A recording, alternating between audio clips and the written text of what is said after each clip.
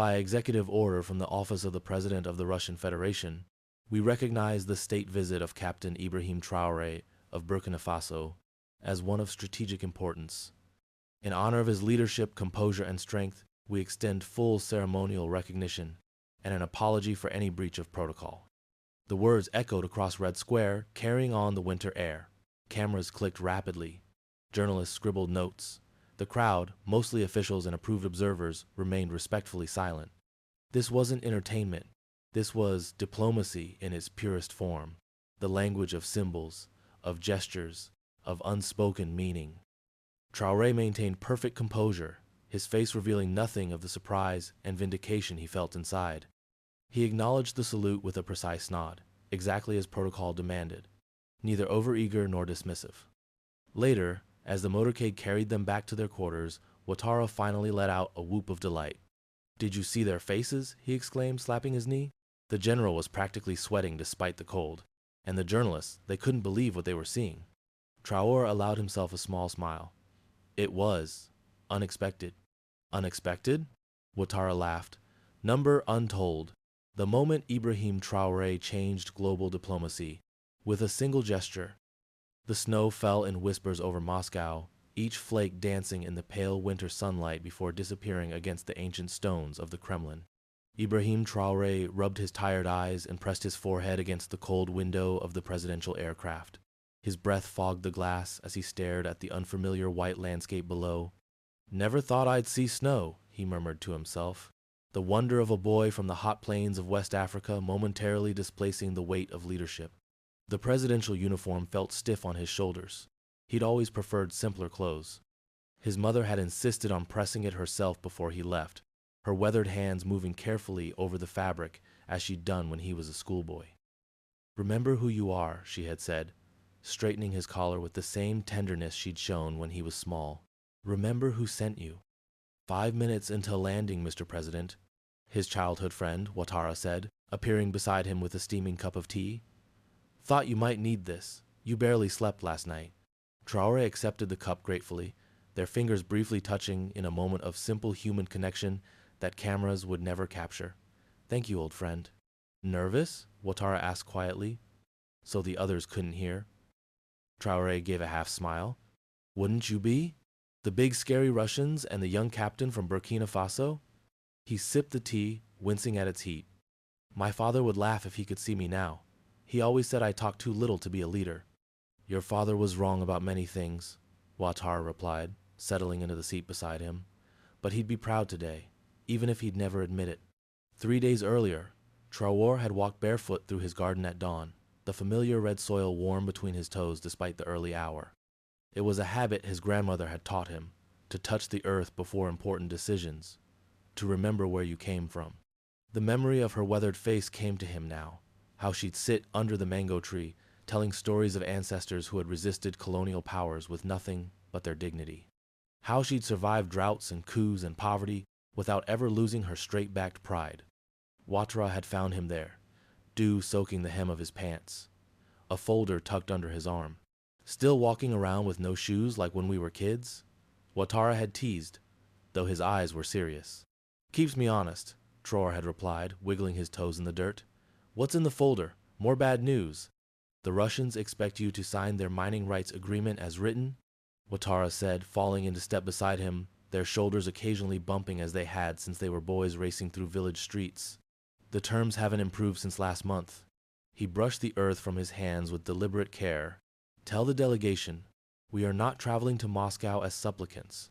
We go as representatives of a sovereign nation with resources of value and a dignity beyond negotiation."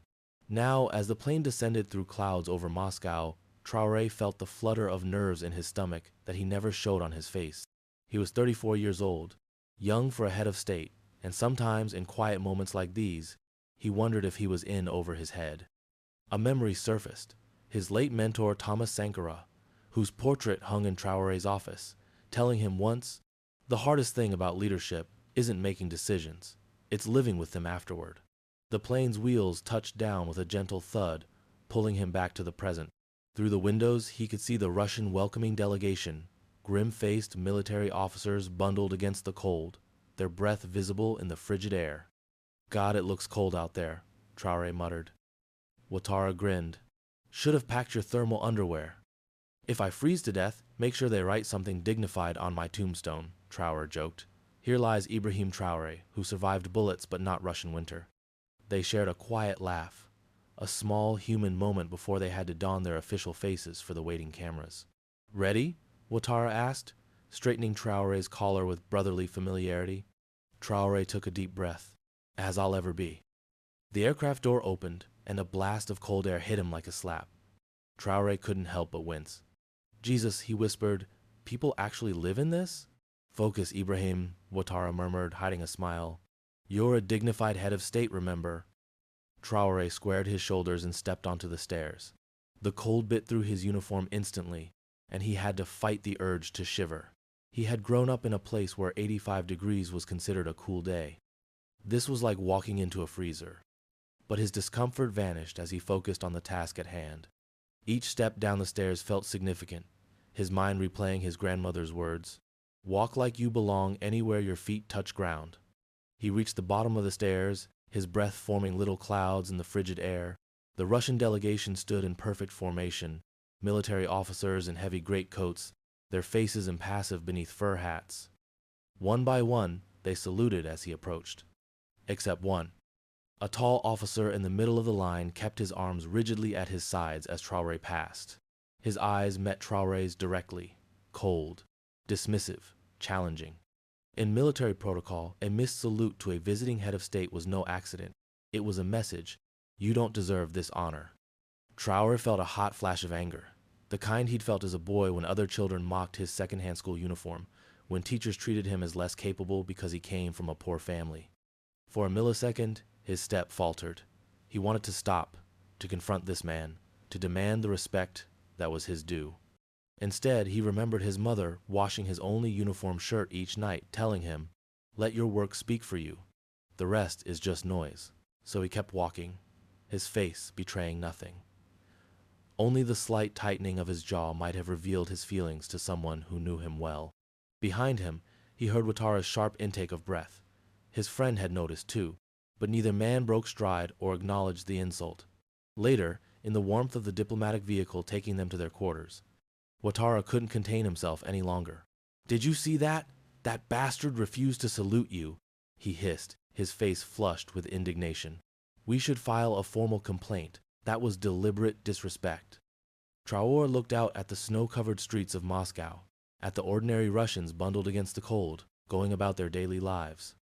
"There was a boy in my village," he said quietly, "who used to spit on the ground whenever I walked past. Every day, for almost a year." "What did you do?" Ouattara asked, momentarily distracted from his anger. "Nothing. I kept walking. Eventually he stopped. Do you know why?" "Why?"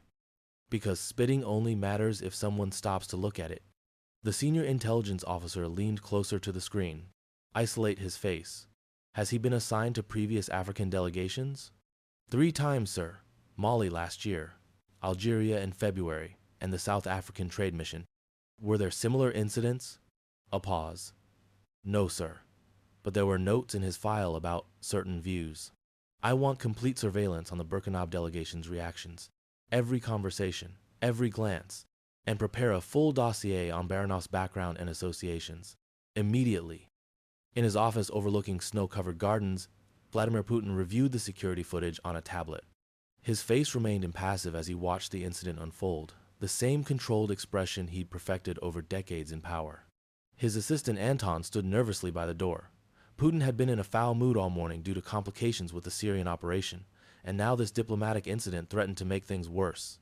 "The officer's name?" Putin asked, his voice deceptively soft. "Colonel Alexei Baranov, sir." "Baranov." Putin tapped his finger against the desk. "Why do I know that name?" "His uncle is Mikhail Kovalchuk's deputy." "Ah." Putin nodded slightly. "Connections. Always connections. The Russian system ran on them like blood through veins. Baranov has a distinguished combat record in Syria," Anton continued. "But there have been incidents regarding his attitudes toward non-European diplomats." Putin set the tablet down and looked out the window. Snow was falling again, gentle and indifferent. "Do you know why I agreed to meet with Captain Traore, Anton?" he asked unexpectedly. "Sir?" Most dismissed him as another African coup leader who would be gone in 6 months. But he survived 3 assassination attempts. He refused IMF loans when his country was desperate, and he somehow doubled Burkina Faso's gold production revenue while reducing foreign mining concessions. Putin turned back, his eyes cold. He's not a man to be underestimated. Putin's finger pressed against the polished desk, leaving a brief mark that quickly faded. Tell Baranov's superiors, this was an insult to Traore, to Burkina Faso, and to Russia. Handle it. That evening, after a day of tense but productive meetings, Traore stood at the window of his suite in the government guest house. Moscow sprawled before him, its lights glittering against the darkness like fallen stars. He had removed his formal jacket and loosened his tie, allowing himself a moment of private exhaustion. His back ached from maintaining perfect posture all day, his mind tired from navigating complex negotiations in his third language. There was a soft knock at the door. "Come in," he called, not turning from the window. Ouattara entered, carrying 2 glasses and a bottle of whiskey. "I thought you might need this," he said, placing them on the small table. "It's been a day." Traore smiled faintly. "Where did you get whiskey in Moscow?" "I have my ways," Ouattara said mysteriously, pouring 2 fingers in each glass. "Besides, I figured we both deserved it after that farce this morning." Traore accepted the glass but didn't drink immediately. It wasn't a farce, it was a test. "A test we shouldn't have had to take," Ouattara grumbled, settling into an armchair. He had also removed his formal attire and looked more like the boy Traore had grown up with, the one who'd gotten them both in trouble for stealing mangoes, who'd stood beside him during their first firefight, who remained the only person who could tell him hard truths. "It's not just about today," Ouattara continued, swirling his whiskey. "It's about the pattern. The French treat us like we're still a colony. The Americans ignore us until they want something. The Chinese smile while they take our resources. And now the Russians can't even show basic respect." He looked up at Traore. "When does it end, Ibrahim?" Traore finally took a sip of whiskey, feeling the burn down his throat. "It ends when we make it end. Not with guns. Not with speeches." He tapped his chest. "With this. Knowing who we are, even when others don't see it." "And who are we?" Ouattara asked, suddenly serious. Traore thought of his grandmother's stories, of Sankara's sacrifice, of the children in his village who still walked miles for clean water, of the miners who died young so Europeans could wear gold. "We are a people," he said quietly, "who have survived everything history has thrown at us, and we're still standing." He raised his glass slightly. "That's worth a drink, don't you think?" Ouattara smiled and clinked his glass against Traore's. "To still standing." "To still standing," Traore echoed. The next morning, as Traore knotted his tie in front of the mirror, there was a sharp knock at the door. "Enter," he called. A nervous-looking Russian aide appeared, a man Traore hadn't seen before. He was young, maybe mid-20s, with the rigid posture of someone who had recently left military service. "President Traore," the young man said in careful French, "I apologize for the intrusion. I am Dmitry Sokolov, Deputy Protocol Officer." "Good morning, Mr. Sokolov," Traore replied, straightening his tie. "What can I do for you?" "There has been a change to today's schedule," Sokolov said, his formality not quite hiding his nervousness. "You are requested to attend a special ceremony at Red Square at 2 p.m. today." Traore raised an eyebrow. "A special ceremony? That wasn't on our itinerary." "It is. A recent addition, sir." Sokolov hesitated. "Direct request from the president's office." "I see." Traore studied the young man. "And what kind of ceremony would this be?" "A formal military salute in your honor, sir." The words hung in the air between them. Traore's eyes narrowed slightly as he processed what this meant. They know, he thought, and they're trying to make amends. He could refuse, of course, could claim a prior commitment, could make them sweat a little. But then he thought of what his grandmother would say. Pride can fill your belly or empty it. Choose wisely which kind you feed. "Please inform the president's office that I would be honored to attend," he said simply. Sokolov looked visibly relieved. "Thank you, sir. A car will collect you at 1:30 p.m. After the young man left, Ouattara emerged from the adjoining room where he'd been on a call. "What was that about?" he asked. "It seems," Traore said with the ghost of a smile, "that we've been invited to a show." At precisely 1:30 p.m., a black Mercedes arrived. By 1:55 p.m., Traore's motorcade was approaching Red Square, the heart of Moscow, a place layered with centuries of Russian history. As they drew closer, Traore leaned forward in his seat. "Is that?" he began. "A full honor guard," Ouattara confirmed, equally surprised. "The elite ceremonial battalion. They only appear for the most significant state occasions." Through the tinted windows, they could see hundreds of Russian soldiers in immaculate dress uniforms, standing at perfect attention despite the biting cold. A military band was positioned to one side, brass instruments gleaming in the winter sunlight. "Well," Traore said softly, "this is unexpected." "They're overcompensating," Ouattara replied, though he couldn't hide his satisfaction. "Yesterday, one officer refuses to salute. Today, they roll out their most prestigious unit. Makes you wonder what tomorrow might bring," Traore said with a small smile. The car stopped. An honor guard opened the door, snapping to attention. As Traore emerged, the band began to play. First the Burkinabe national anthem, then a solemn Russian military march that even Traore, with his limited knowledge of Russian culture, recognized as reserved for occasions of the highest significance. The cold hit him again, but this time he was prepared, his overcoat buttoned against the chill. His breath formed clouds as he walked towards the waiting Russian officials. The officer from yesterday, the one who had refused to salute, was conspicuously absent. In his place stood a decorated Russian general, his chest heavy with medals, his face solemn beneath his ceremonial hat. As Traore approached, the general stepped forward and delivered a salute so precise, so formal, that its meaning was unmistakable. This was not merely protocol. This was restoration. Then a second officer approached, bearing a document on a velvet cushion. The general took it and, in a voice that carried across the square, read aloud. "By executive order from the office of the President of the Russian Federation, we recognize the state visit of Captain Ibrahim Traore of Burkina Faso as one of strategic importance.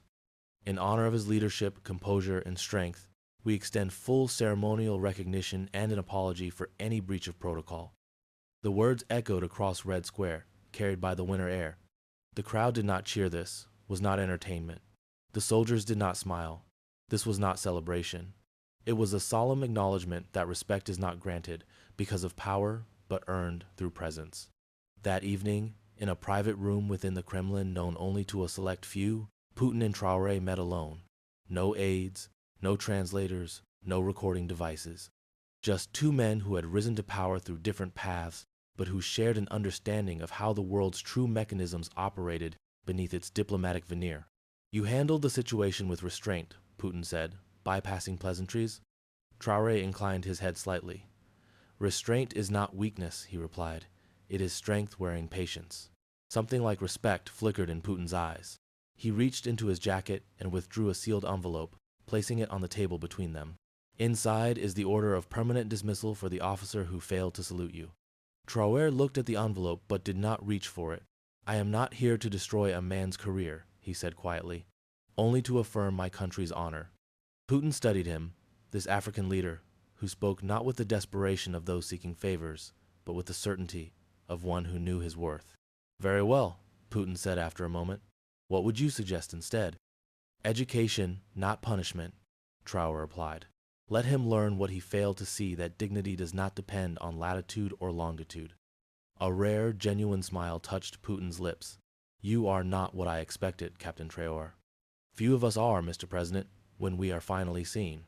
The two men regarded each other in silence, then the kind of silence understood only by those who carry nations on their backs, and history in their decisions. News of the Red Square ceremony spread quickly across Africa. From Dakar to Dar es Salaam, the images were shared, discussed, analyzed. "Russia honors Burkina Faso after diplomatic misstep," headlines declared. "Traore earns Moscow's respect without saying a word." In Ouagadougou, crowds gathered spontaneously in public squares to watch the footage on shared phones and tablets, not with loud celebration, but with a deeper emotion, pride mingled with vindication. In a classroom in Bobo Dioulasso, a teacher paused her mathematics lesson and held up a printed photograph of the Red Square salute. "This," she told her students, eyes bright with unshed tears, "is how we carry ourselves when the world tries to ignore us. We don't beg to be seen. We make it impossible not to be."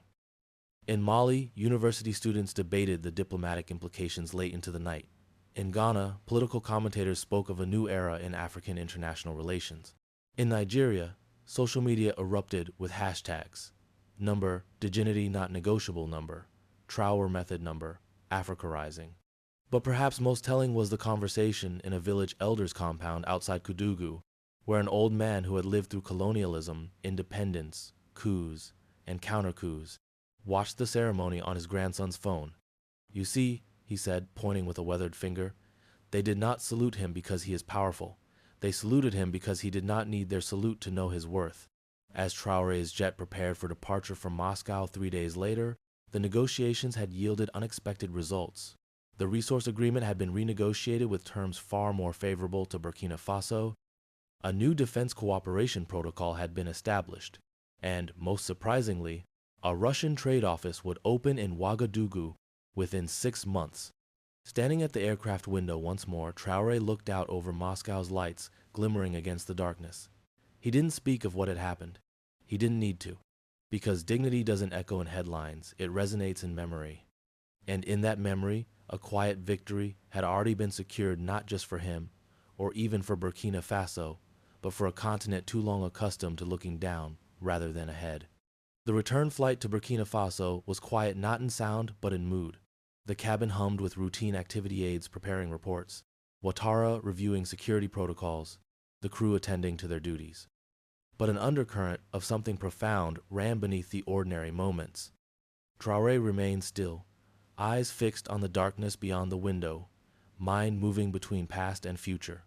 This moment wasn't about triumph. It was about transformation, the kind that happens not in thunderclaps but in the subtle shift of perception.